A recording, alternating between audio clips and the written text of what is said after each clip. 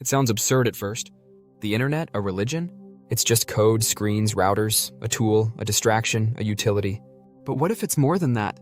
What if the internet is quietly becoming something that fulfills the same roles religion once did? A place of worship, belief, identity, ritual, even salvation. Because if you strip religion down to its essence, what do you find? A framework for meaning, a source of truth, a sense of belonging, a story to live inside. And now ask yourself, where do most people go for those things today? For many, the answer isn't church. It's online. Let's start with belief. Not belief in a god, but in a narrative, in a worldview. A structure that tells you who's good, who's evil, what to follow, and what to fight against. Scroll through any social platform, and you'll find it. Communities that define themselves not just by shared interests, but by shared morality. Veganism, crypto, climate activism, anti-vaxxers, political tribes, conspiracy forums, self-help subreddits. Each has its sacred texts, books, videos, tweets. Each has prophets, influencers, thinkers, creators. Each has rituals, daily check-ins, posts, affirmations, likes, and each offers a sense of clarity in a world that feels increasingly chaotic. People don't just consume online content, they convert to it. Next comes identity. Traditional religion gave people a role to play in the cosmic drama. A name, a people, a destiny. The internet does something eerily similar. You pick a username, build a profile, declare your pronouns, your politics, your preferences. You join tribes. You fight ideological wars. You unfriend the heretics. And just like in religion, your digital identity can be both a source of purpose and a prison. You're rewarded for orthodoxy, punished for apostasy. Algorithms elevate certainty, not nuance. Tribalism, not tolerance.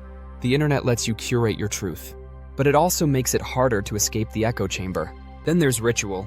Religion gave people rhythms, daily prayers, weekly gatherings, sacred holidays. The internet, too, has its rhythms. You wake up and check your phone, scroll the feed, post a story, reply, refresh, swipe, repeat.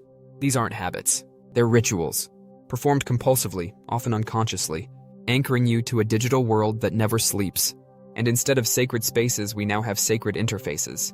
The glow of the screen, the feed that never ends, the dopamine hit of a notification. It feels banal until you step back and realize how deep the tether goes. What about transcendence? Religion promises access to something greater, whether it's God, unity, or enlightenment.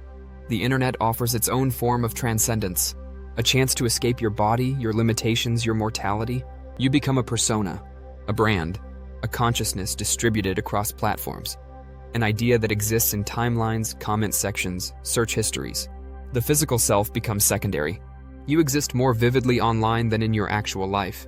For some, the internet is the afterlife, except you don't die to enter it. You log in. But here's the deeper question. If the internet is beginning to function like a religion, what kind of religion is it? Because unlike most faiths, it has no central doctrine, no agreed-upon authority, no boundaries between sacred and profane. It's hyper-fragmented. It spawns belief systems that are decentralized, unstable, and often extreme. One person's spiritual awakening is another's rabbit hole into conspiracy. The same platform that hosts meditations on mindfulness also amplifies rage mobs and misinformation. The internet doesn't care what you believe, it just wants you to believe it more. That's the algorithmic holy commandment: engagement is God. And in that world, sincerity doesn't matter. Truth doesn't matter, only attention. So, is the internet a religion? Not in the traditional sense. It has no temples, no priests, no God. But in a functional sense, it fills many of the same roles: belief, belonging, identity, ritual, transcendence. It offers a map of meaning for a world that often feels meaningless. It comforts the lonely. It connects the scattered. It promises clarity in chaos.